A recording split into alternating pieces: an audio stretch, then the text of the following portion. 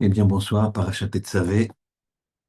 Là, vous avez une paracha très, très spéciale, puisque dans cette paracha, il n'y a pas le nom de Moshe. Il n'y a pas le nom de Moshe. Et donc, on va expliquer qu'est-ce qui se passe un petit peu dans cette paracha. Alors, première question. Paracha Tetzavé, il n'y a pas le nom de Moshe. Pourquoi? Parce que Moshe, il a dit au moment du Vaudor, paracha du Vaudor, on la verra la semaine prochaine. Mais vous savez que les parachutes, elles ne sont pas dans l'ordre chronologique. Donc, au moment de la parachute Tetzaveh, il y avait déjà eu il y avait déjà eu le Vaudor. Et donc, c'est en ça que Akadosh Baruch Hu a voulu punir le peuple à cause du Vaudor. Et il s'est passé quoi? Il s'est passé que Moshe lui a dit tu m'effaces de ton livre si jamais je ne veux pas que tu fasses de moi un grand peuple, parce qu'Hachem il lui a dit écarte-toi, ce peuple-là, je l'écarte. Et je ferai de toi un grand peuple. Moshe, il a dit non, je ne veux pas de ça. Efface-moi. Moi aussi, tu m'effaces. Alors Hachem, finalement, il a pardonné, c'est l'article qu'il va il lui a pardonné dans les demandes de Moshe. Mais Moshe, il avait parlé. Une parole d'un sadique, ça porte forme. Et donc, il y a une paracha entière où Moshe n'est pas. Très bien. Donc, Vatat et Tetzavé, toi, tu ordonneras, c'est-à-dire que Moshe a été acteur, mais son nom n'est pas là. Ve'ata tetzavé et ben Israël, tu ordonneras au ben Israël, ve'ikru lecha shemen zayit, ils prendront shemen zayit, de l'huile d'olive, zach fine, katit namaor, qui est concassée pour, pour éclairer la halot ner pour faire monter un air tamid, une, de façon perpétuelle. Alors, le,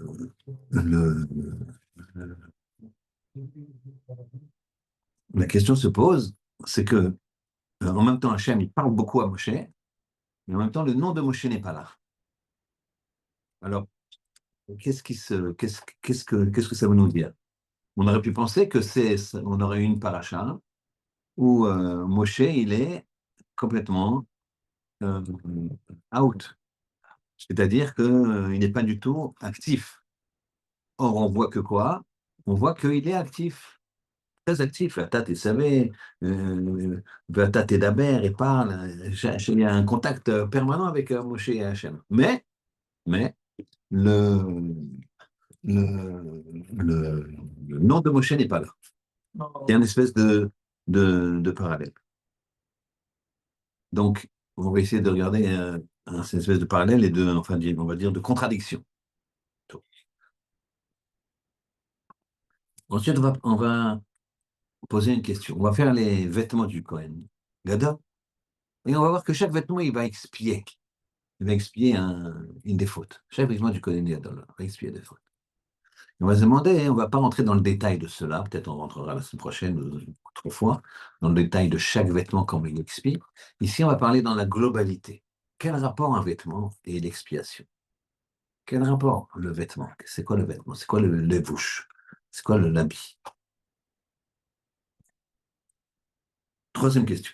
Dans le, dans le, dans le verset plus loin, dans les versets plus loin, il y a marqué comme ça. Il y avait un Rochen, c'était le plastron, d'accord, qui contenait les Urim et Tumim. On les traduit Urim et Tumim. Alors, ces Urim et Tumim, donc c'était des noms particuliers sur lesquels c'était marqué, des noms d'Hachem. Venatata el Choshen Amishpat, et tu me donneras le Choshen Amishpat et ta Urim et Tumim, ve'ayu alev Aaron. Et ce sera sur le cœur de Aaron, sur son cœur, quand il viendra devant Hachem. Venassa Aaron et Mishpat ben Israël. Et Aaron, il portera le jugement des ben Israël, c'est-à-dire qu'il aura une responsabilité. C'est sur lui, le jugement du clan Israël passera par lui. Al-Libo, sur son cœur, Nifna Hashem Tamid, devant Hashem Tamid. Donc là, hein, on se demande quel rapport les Horim et Tumim, si on te dit que les Horim et Tumim, ils sont sur on les met sur le cœur d'une personne, et puis ils ont leur fonction. Mais là, on précise, c'est Aaron précisément, donc c'est par rapport à Aaron que ça va fonctionner. C'est pas une fonction de Kohen Gadol, c'est une fonction de Aaron. Après, Aaron, il va le donner au Kohen Gadol. Au départ, c'est Aaron. Donc, imagine, c'est comme si on disait le Sefer Torah, ben, ça sera lui qui le lit. Donc, de façon exclusive. Donc, le Sefer Torah, il est un Kedusha en lui-même. On voit bien que le Sefer Torah, tout le monde lit. Et ici, on te dit, non, les Urim et Tomim, ils sont faits pour Aaron. Pour le cœur de Aaron. On ne dit pas Aaron à Cohen. Si on avait dit Aaron à Cohen, on aurait dit c'est Aaron et pour tous les Kohanim. Mais là, on dit Aaron, point. Attention, Aaron à Cohen, Aaron, ça va se transmettre au Kohanim. Mais là, dans la première, on va dire, utilisation, c'est à Aaron. Pourquoi? Alors, quatrièmement, quatrième question qui apparemment n'a rien à voir. Question qui n'a rien à voir. Euh,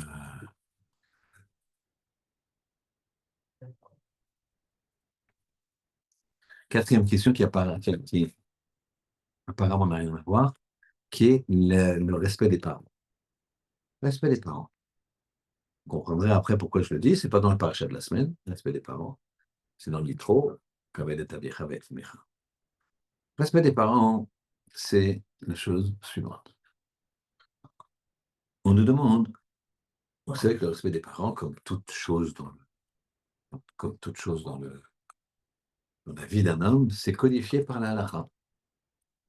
Tu manges, tu as les brachot, avant, après, etc., les tfilot, tout est codifié par la halakha. On ne te laisse pas comme ça, tu veux servir Hachem, alors on te dit, voilà, bon, c'est Hachem.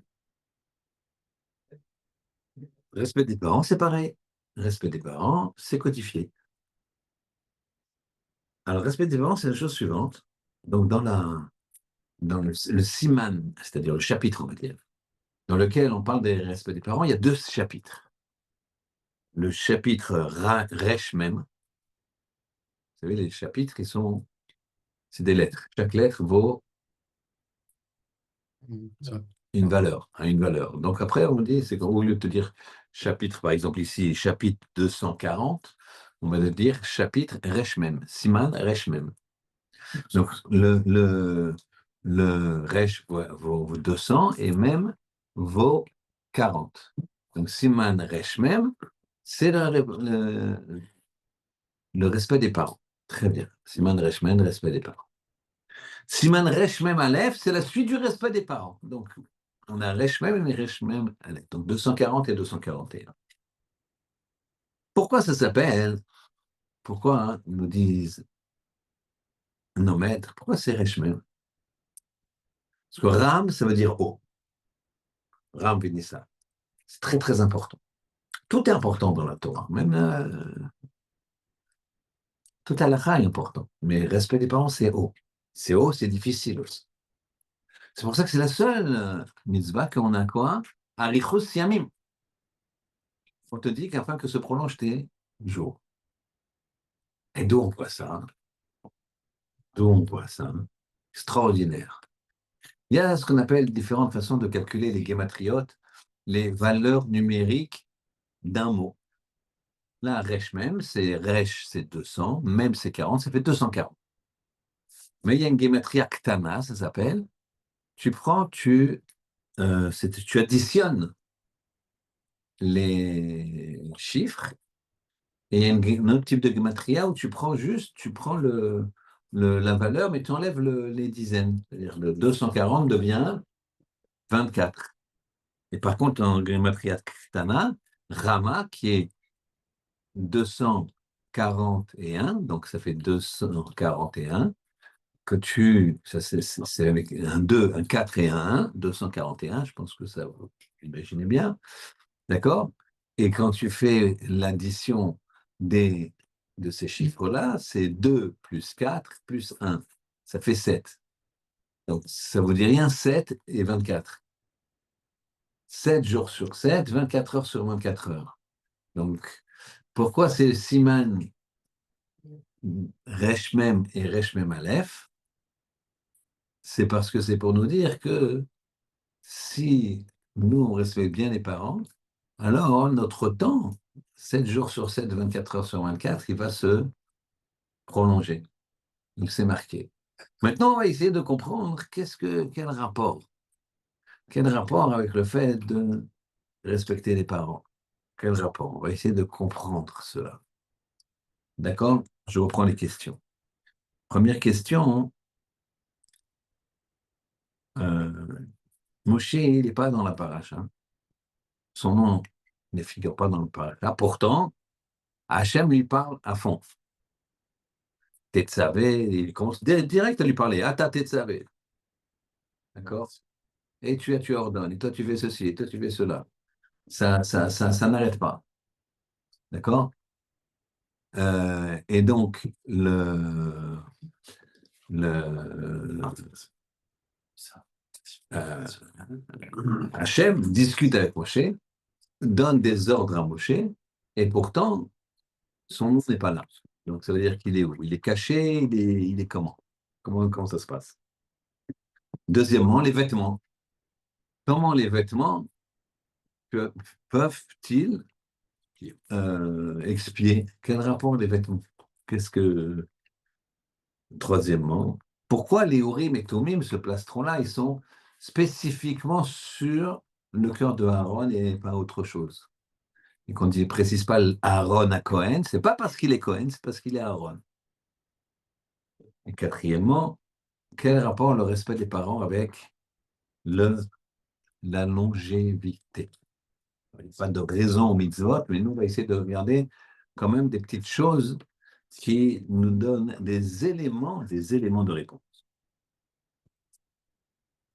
Alors d'abord, il faut essayer de comprendre. Moshe Rabbeinu, il a dit, efface-moi de ton livre. Hachem, il a dit, d'accord, tu veux ça, je t'efface. Mais je continue le dialogue. C'est-à-dire qu'il y a un principe de partie cachée des choses. Principe de partie cachée. C'est-à-dire, c'est que nous, on ne peut pas comprendre un Kadosh Baruch Hu. Parfois, il crée des événements, que ces événements qui sont des événements dévoilés, parfois c'est des événements qui sont désagréables, qui peuvent être même douloureux. Et en fait, ça, c'est le creuset d'une grande joie et d'une grande réussite. Comme la personne qui va rater un examen je sais pas moi, un examen pour passer dans une école. Et au lieu de ça, il va s'inscrire dans une autre école et il va pouvoir faire une autre matière qui va le faire décoller, ou il va arrêter les études et finalement il va travailler, retrousser les manches et devenir faire une réussite fulgurante parce qu'il a raté. Et sinon, il aurait trouvé un autre chemin, etc., etc. Il faut savoir que Moshe Rabbeinu, Moshe, et ça s'écrit même Shin. Et maintenant, Moshe, le même, ça s'écrit même, pour dire même, d'accord? Pour dire le mot même. J'ai la lettre même, une fois, deux fois, même. Shin, c'est Shin, Yud, Nun. D'accord? Shin, Yud, Nun. Vous me suivez? Shin, Yud, Nun, c'est le Shin. Comment tu veux lire Shin, tu lis Shin Yud Nun. Si tu vois un Shin, ça ne se lit pas Shin, ça se lit Shin. Je ne sais pas ce qu'il y a derrière. Donc pour lire Shin, il faut dire Shin Yud Nun. Vous êtes d'accord? Très bien. Pour le He, c'est pareil, quand tu as un He, tu ne sais pas comment dire. Un He, c'est He Aleph. He Aleph, ça fait He. On est d'accord? Donc, moi j'ai même, je vais essayer, ce serait plus pratique, je pense.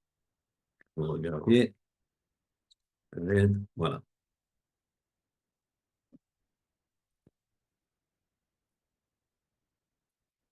Moshe, Même.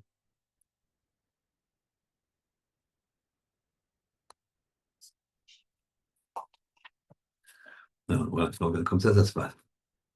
Vous avez donc Moshe, quand on lit comme ça, Moshe, d'accord? C'est comme ça. Maintenant, le même, c'est même et même, pour lire même. Shin, c'est Shin, Yud, Nun. On est d'accord? Et He, c'est He, Aleph. On est d'accord? Donc ça, cette partie-là, c'est les parties, c'est les lettres cachées du mot Moshe. On est d'accord? Oui. Maintenant, si on les additionne, d'accord? Ça fait même, c'est 40. Yud, 10, Nun, 50. Donc ça fait 100, 101. 101, c'est la gematria de Michael. Michael. Oui. 40, 10, 20, 1, 30. Michael, ça fait 40, d'accord? 40, même, d'accord? Yud, 10, Chaf, 20, Aleph, 1, Lamed, 30. Calculé, Michael. Donc, Michael, c'est la partie cachée de Moshe. C'est vos deux prénoms. Ouais, si vous voulez. Je ne fais pas de la pub sur moi-même, mais c'est les deux prénoms. Tu as raison. Je ne savais pas que tu connaissais mon prénom. Ben, ceci dit, je vais vous dire quelque chose, une petite aparté, parce que c'est que une fois, j'amenais les enfants au Rassi, j'amenais les enfants au Rassi, et je m'étais toujours posé la question, pourquoi mon père, Zichron Ibrahim, m'avait nommé Moshe Michael. En général, quand tu as un nom, Michael, c'est un nom de la Torah, enfin, c'est un nom juif, quoi. Tu fais pas un deuxième nom. Mm. Le gars, il s'appelle Didier, alors tu l'appelles Raphaël, d'accord. Mais quand tu t'appelles Michael, Moshe, bon, bref. Et un jour, j'étais assis, et puis là-bas, il y avait un monsieur âgé comme ça, qui est Miftar, c'est Ibrahim, qui venait chaque fois me donner des petits livres Torah, mais assez longs. Il aimait bien parler, parce que souvent, des fois, malheureusement, les personnes âgées, elles sont seules. Et là, j'étais un petit peu en retard, j'ai les embouteillages, je venais de Paris jusqu'au Rassi. J'étais un petit peu en retard à la tefila, je pas tout ça, parce qu'il y avait des embouteillages, je commence à vouloir mettre mes tefilines, etc. Et je dois arriver vers moi. Je me suis dit, il va vouloir me parler. Et et je me suis dit, je vais lui dire, pas le temps. Puis après, je me suis dit, c'est un monsieur âgé, etc. Alors, je l'ai accueilli avec le sourire, j'ai pris sur moi et je lui ai dit, il m'a dit, ah, j'ai un super chidouche pour vous. Alors, il m'a dit, c'est ce que je vais vous dire maintenant et qui est lié à ce que je viens de vous dire.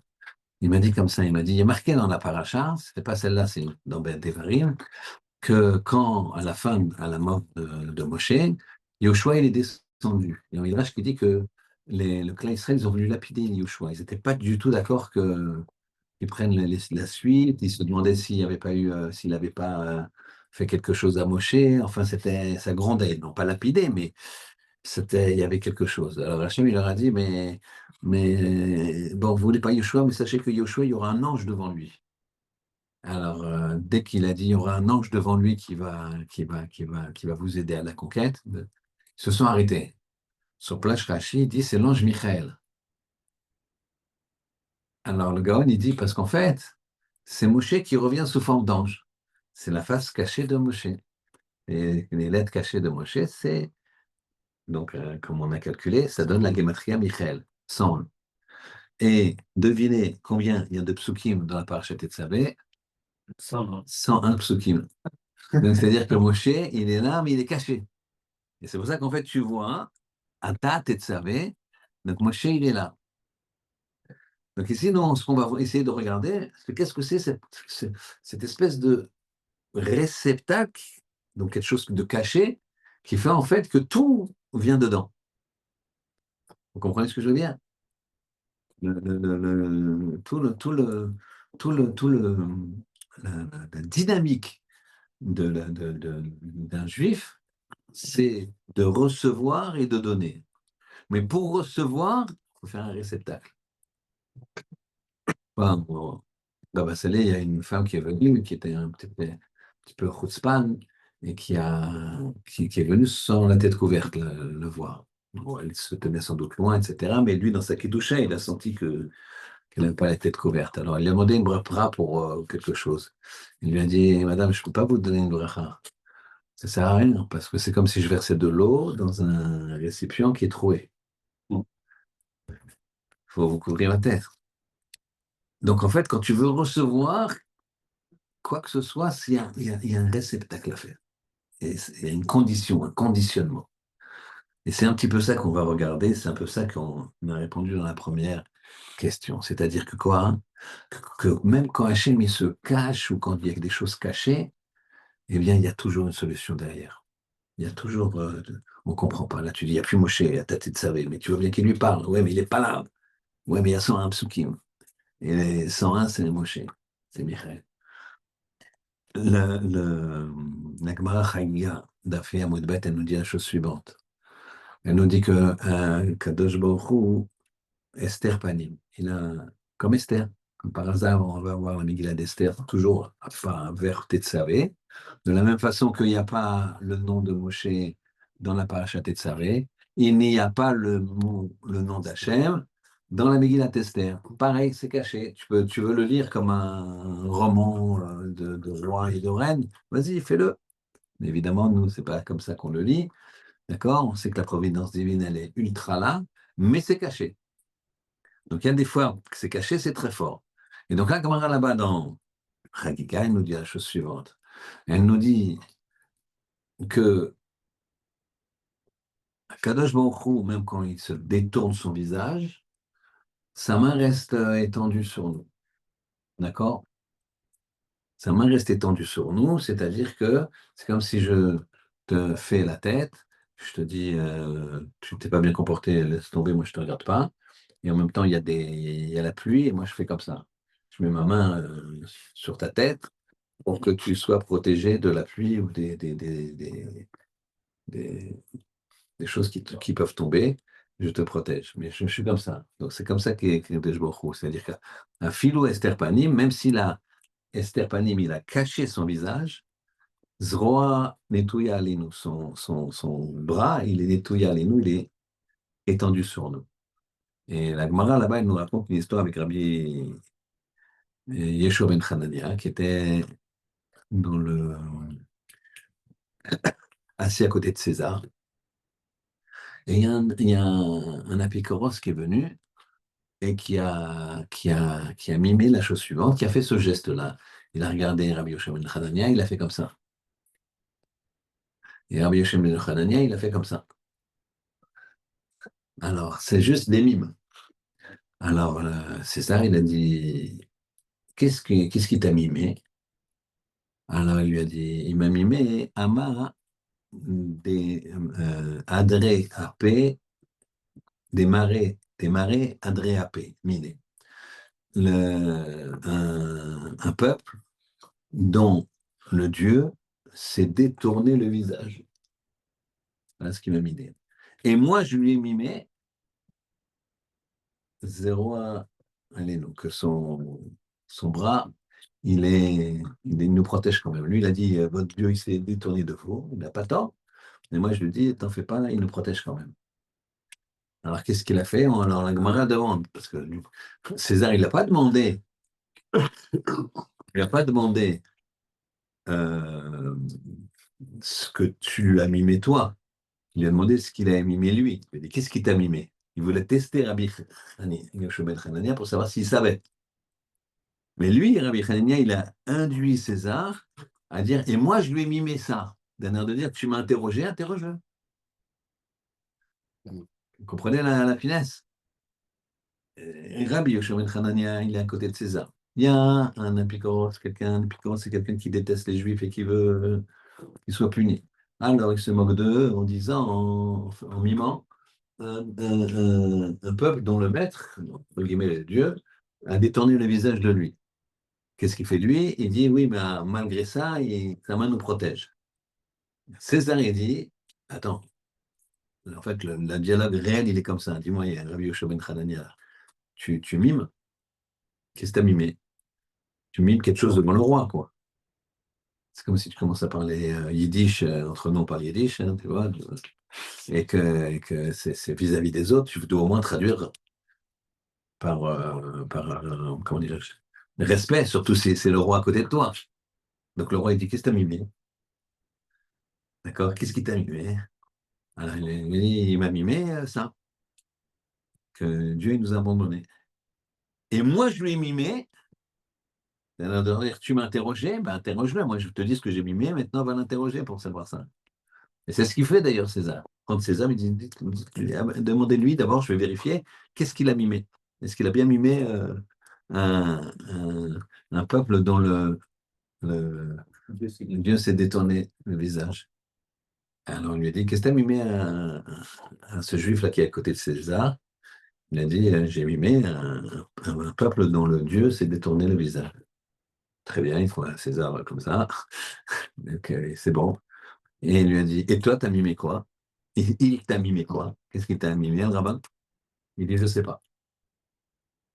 Alors, ils lui ont dit, mais quelqu'un qui ne comprend pas le langage des mimes et il se met à mimer devant César, tu mérites pas de vivre. Clac, ils l'ont tué.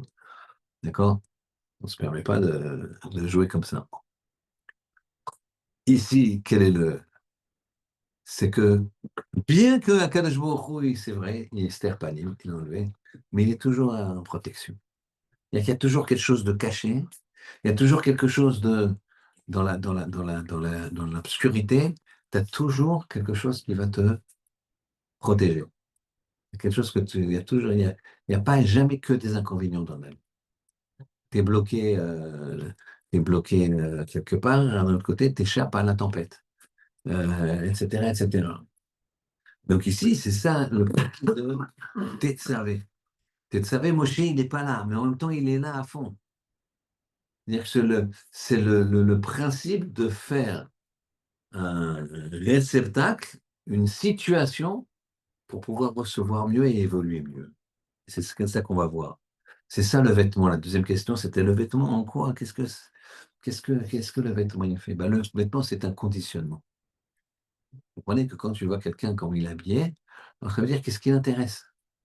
Si tu vois quelqu'un il a 45 ans, 50 ans, il a encore les jeans troués, donc tu sais, les trucs aux genoux et les machins, tu te dis, bon, bah, il y a un manque de maturité, il y a quelque chose, sans jeter la pierre, sans parler négativement d'un juif. C'est-à-dire que c'est un conditionnement pour rester dans un système d'adolescent, on va dire pratiquement. D'accord? Et j'ai pas fait exprès.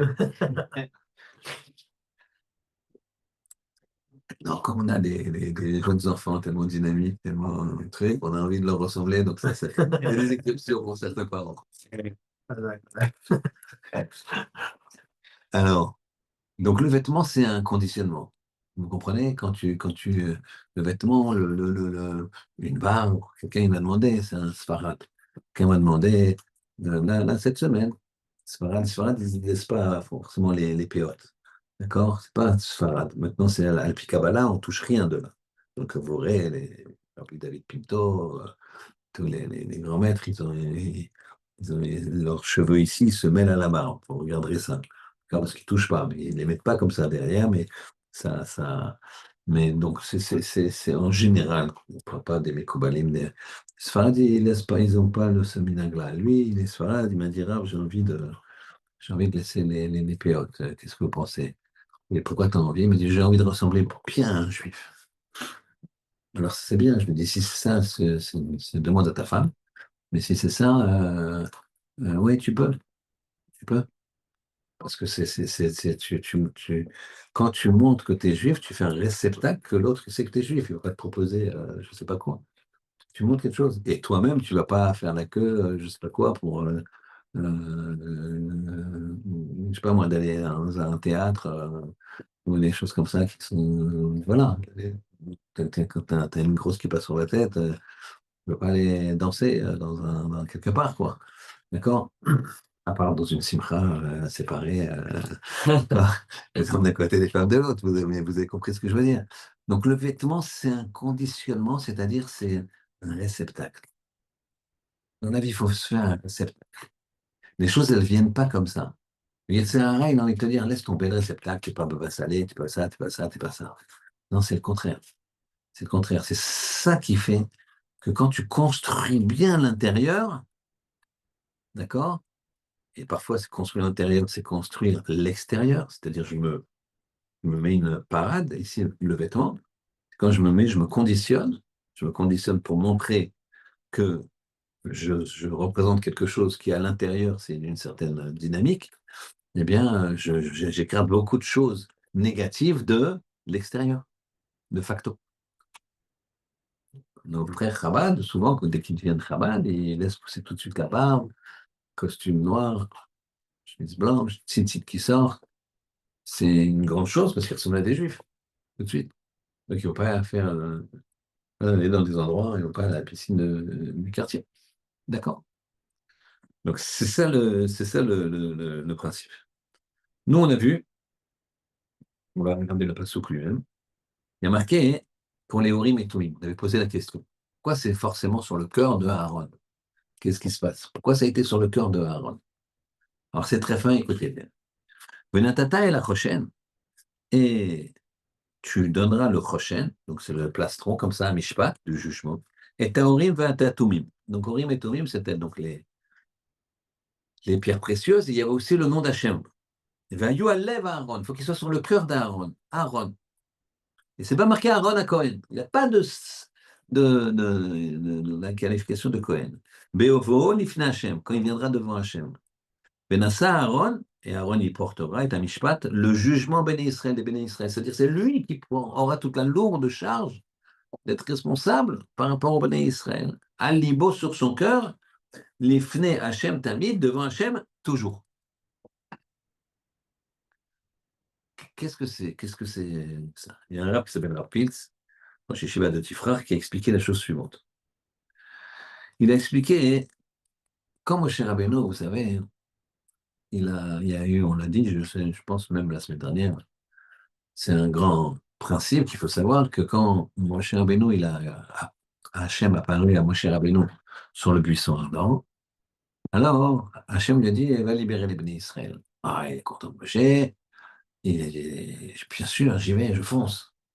Puis finalement, Moshe il a dit juste, Hachem, c'est pour aller où, c'est pour faire quoi? Alors il a dit, pour la Terre Sainte et Gan Eden, et tout va bien, grand bonheur. Il dit, mais direct? Moshe, il s'inquiète un peu. Quoi. Il dit, non, il y aura quelques turpitudes. Ah, je peux voir? Bien, Chavod. Et là, il lui montre. Jusqu'au 7 octobre, et tout ce qu'il y a avant, les Cosaques, et la Shoah, et l'Inquisition, et les Romains, et les Grecs, et les... Je n'y vais pas. Je ne veux pas. Et il y a une discussion 7 jours et 7 nuits pendant une semaine complète.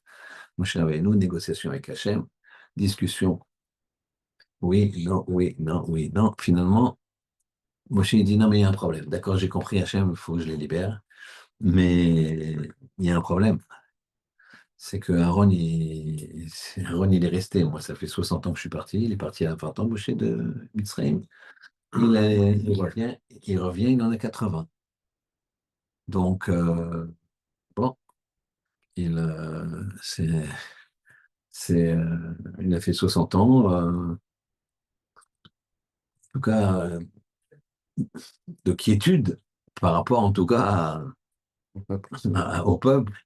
Et à Aaron qui est parti, qui fait partie du peuple et qui voit les enfants se faire égorger, qui voit tout ça, qui pendant, pendant 60 ans, il, et Moshe il dit ben non, je peux pas moi être le chef. Et Aaron il va avoir mal au cœur. Et Hachem il lui dit pas c'est pas grave, la fin justifie les moyens. Bah, il y a tout le peuple à sauver et toi tu te comme quoi, c'est la fin ne justifie pas les moyens. C'est extraordinaire. C'est-à-dire que tu fais pas de la peine à quelqu'un, tu n'écrases pas quelqu'un si c'est pour, même si c'est pour faire quelque chose d'extraordinaire, tu dis pas, des choses qui se font pas. une, Rav Shlomo Zalman Auerbach, il a, il a raconté à Rav Chaim Kanievski l'histoire suivante. Il lui a dit, Rav, dites-moi si j'ai bien fait. Parce que vous savez, chez les Ashkenazim, il y a une très grande mitzvah quand le père est niftar, de nommer le père. On ne le nomme pas du vivant. Nous. Quand le père est vivant, on ne nomme pas le père. Quand le père est niftar, alors on le nomme. D'accord? Alors, très bien, il a dit, voilà ce qui est arrivé. J'ai eu une question, c'est un monsieur et son épouse qui sont venus me voir. Lui, il avait perdu son père. Il venait d'avoir un enfant, il voulait nommer son fils du nom du père. Et la mère, elle ne voulait pas, la femme, elle ne voulait pas, parce que dans l'immeuble, il y avait un enfant du même prénom que le père voulait nommer, qui était Niftar. Alors elle a dit, ça apporte malheur. Alors finalement, je leur ai dit, ben, revenez demain, je vous dirai ce que je pense. Et finalement, je leur ai dit de ne pas nommer l'enfant du nom du père. Euh, et il a dit, je vais vous demander pour savoir si j'ai eu raison, parce que j'ai empêché quand même quelqu'un de renommer son père. Et je l'ai fait, pas pour donner raison à la femme. Je l'ai fait parce que je me suis dit que la voisine, quand la femme, elle va appeler son fils, ben, ça prenait son fils du prénom du fils défunt, nous allons. Donc à chaque fois, ça va lui faire une peine. Et en guise de réponse, Raphaël Kanievski l'a pleuré. Il s'est mis à pleurer pour la sensibilité de Rav Shlomo Zalman Auerbach. Donc on ne fait pas une mitzvah. Là, c'est bien de nommer le père. Mais si tu ne le fais pas, c'est pas comme si tu manges à Kippour. Et même des fois, il faut manger à Kippour en transgresser Shabbat pour sauver quelqu'un ou faire quelque chose. Donc, Moshe Rabbeinu, il dit à Hachem, attends, moi je ne vais pas faire de la peine à Aaron. Et Hachem ne lui dit pas, c'est pas grave, va, t'inquiète, t'es caté, vas-y, fonce, d'accord? Non, il ne dit pas ça. Hachem lui dit, t'en fais pas, Moshe, t'as raison, c'est bien ce que t'as dit. Mais Aaron, il est heureux. Il sait que c'est toi qui vas être le leader. Il sait que c'est toi qui vas être le chef. Et il vient déjà à ta rencontre parce que par Roi HaKodesh, il a vu ce qui se passe entre nous. Il sait que tu vas venir maintenant sauver le peuple. Et il vient, il est sorti d'Égypte pour venir à ta rencontre. Il est hors. Eh bien, c'est pour ça, nous dira Pins, que Moshe, que Aaron, il a eu le pectoral sur son cœur. Mais il nous précise, le Rav précise que c'est pas Mida Keneged Mida. En général, tu fais quelque chose de bien avec ta main droite, alors maintenant ta main droite, elle est super puissante. D'accord? Mida, Keneged Mida. Là, c'est pas ça. Là, c'est que comme dans son cœur, il était tellement heureux pour Moshe, et surtout pour le peuple qui allait être délivré, son cœur est devenu un réceptacle des Orim et Tumim, sur lequel il y a l'ombre d'Hachem. C'est pas Mida Keneged Mida. On n'a pas dit, puisque tu as un bon cœur, alors on te donne quelque chose sur le cœur. C'est pas ça. Et ça, c'est pas mesure pour mesure. Quand tu envoies de l'argent, ça c'est marqué, tu fais de la tzedaka, hop, l'argent il revient. En double, en triple, en quadruple. Comme ça. Ça, c'est marqué net. Mais là, son cœur était tellement plein d'amour pour son frère et pour le clan d'Israël qui allait être libéré, et lui, il pense pas du tout à son kavod ou à quoi que ce soit. Ah, puisque c'est comme ça, alors tu as fait de ton cœur un réceptacle. Tu as fait quelque chose de caché, c'est caché. Et c'est un réceptacle parfait pour que le plastron qui contient les urim et tumim, il rentre dans toi. Ça, c'est le principe. On a vu le respect des parents. Le respect des parents, on avait dit quoi? On avait dit Siman. d'accord? Resh Mem, 240, et Shiman Resh Mem Aleph, 241. 240, c'est 24, par une façon de compter. Et 241, c'est 2 plus 4 plus 1, c'est 7. 7 jours sur 7, 24 heures sur 4. Là, c'est pareil. C'est en fait le principe suivant. C'est que le réceptacle pour vivre le temps, c'est de respecter ses parents. Pourquoi c'est dur? Grave, c'est haut, c'est dur. C'est haut en même temps de grande valeur, mais en même temps c'est dur le respect des parents. C'est dur le respect des parents. Quand on est jeune, on a la crise d'adolescence. Après, c'est eux qui... Après, on prend notre indépendance. Quand on est adulte, bien en pleine forme. Eux, ils sont encore en forme. Mais on prend notre indépendance et on n'a pas le temps. On de les voir, il y a les enfants. Baba, je peux pas. Puis après, c'est eux qui commencent à vieillir. Ils ont besoin de choses, ils sont exigeants, ils ont moins de patience, ils ont mal un peu au dos, ils ont mal là, il faut l'amener ici, l'amener là. Et donc, c'est dur. Donc, tout au long de la vie, c'est dur de respecter les parents. Adolescence, c'est un type d'épreuve. Adulte, c'est un autre type d'épreuve. Quand ils sont âgés, c'est un autre type d'épreuve. Et pourtant, c'est le respectable. Quand tu travailles ça, c'est le respectable de longévité. Pourquoi? Parce que tu te t'armes de patience. Tu t'armes de respect de ton père et de ta mère qui font que quoi? Que toi, tu te fais un Kelly, tu te fais un réceptacle de vie. Comme ça, tu te fais un réceptacle de vie. Donc, en fait, ici, cette paracha, c'est apprendre à travailler en amont, à faire de soi un réceptacle. Tu vois rien, mais la personne, elle change. C'est comme on a vu, on n'est pas si loin de Toubishvat. Toubishvat, c'est quoi? C'est la sève qui monte dans les arbres. Mais quand tu vas dans les champs à Toubishvat, tu vois rien. Rien. Tu vois des champs, ils sont peut-être même encore un petit peu enneigés, un petit peu froids. Tu vois, ils sont exactement comme en plein hiver, sauf qu'il y a peut-être un peu moins de neige, il y a un peu moins de trucs. Mais l'arbre lui-même, quand tu fais une photo avant de un mois et le jour de Toubishvat, aucune différence. Mais en fait, il y a une très grosse différence qui va se voir, mais au printemps. La sève, elle est montée.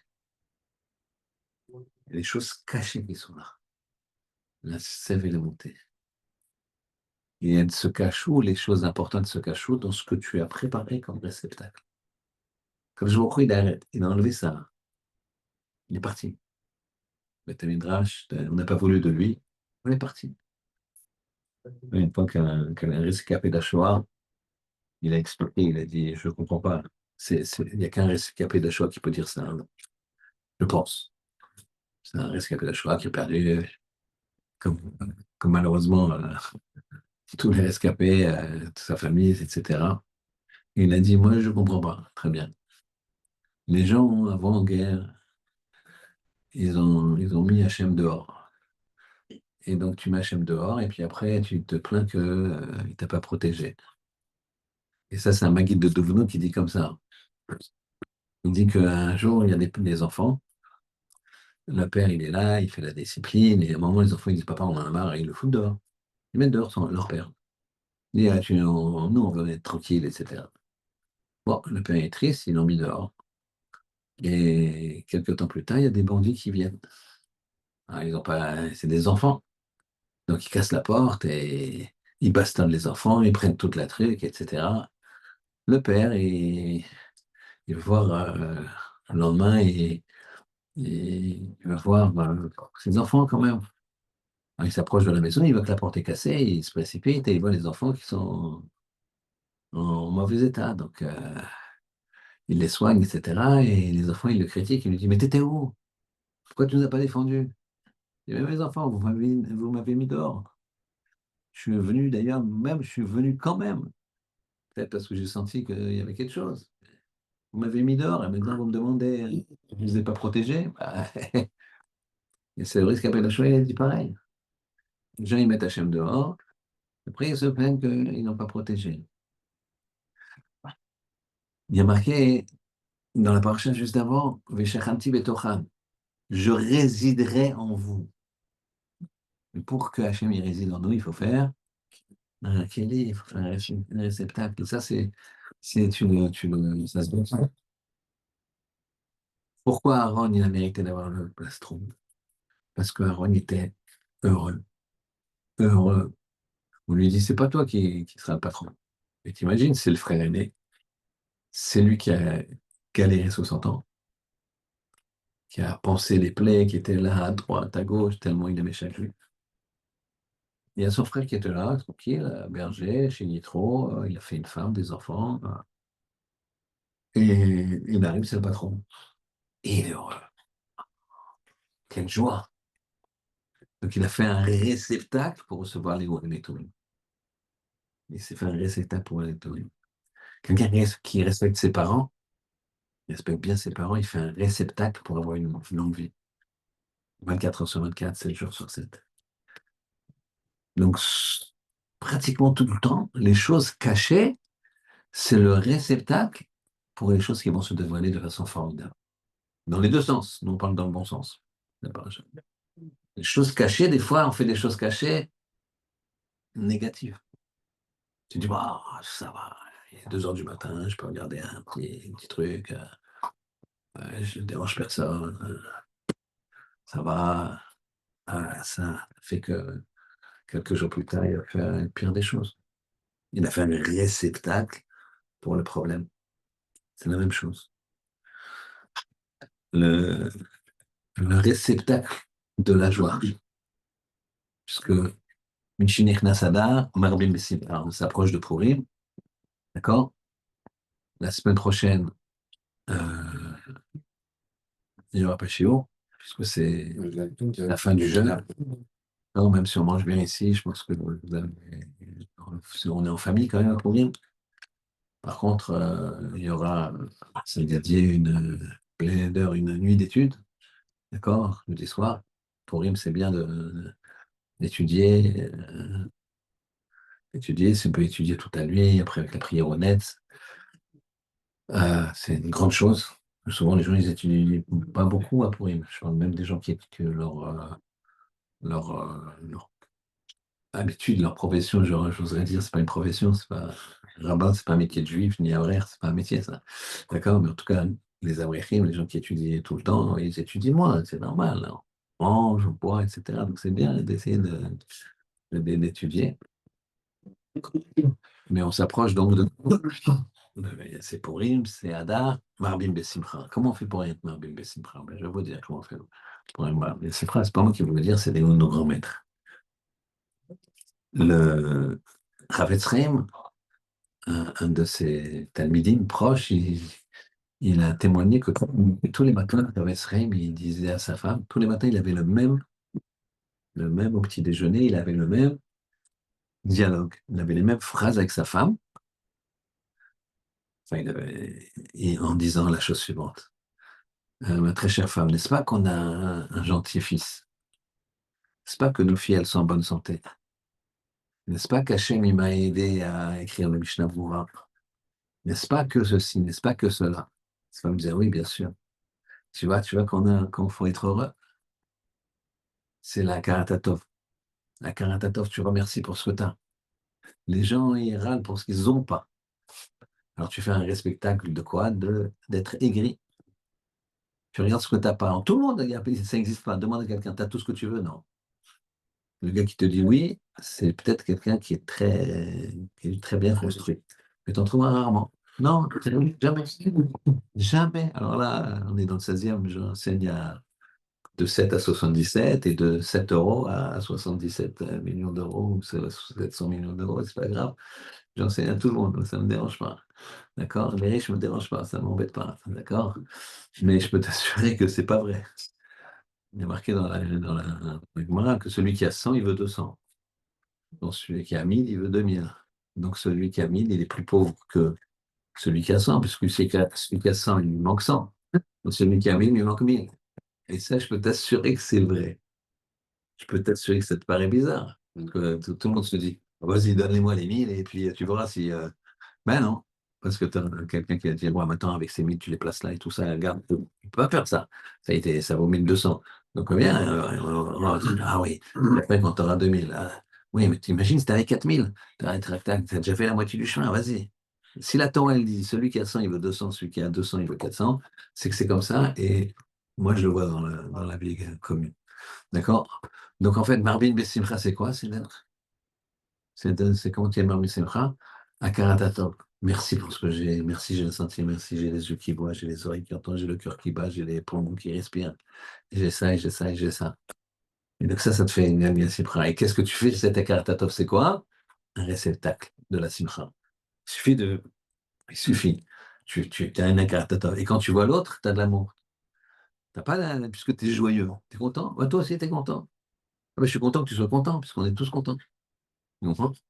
Donc, tout ça, c'est le fait de faire un réceptacle. Le,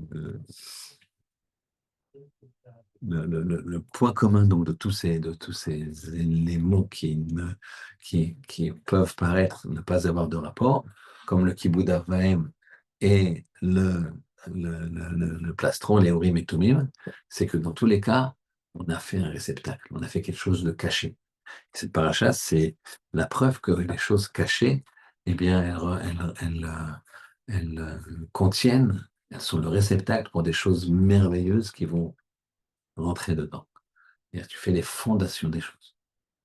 D'accord. C'est comme ça que on peut faire des très très grandes choses en se travaillant sur les choses cachées.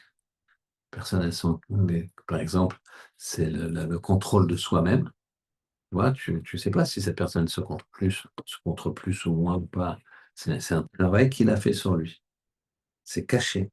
Ça va lui permettre de réagir à des situations de façon très sereine qu'un autre, il va perdre son sang-froid, mal agir, ou agir agressivement.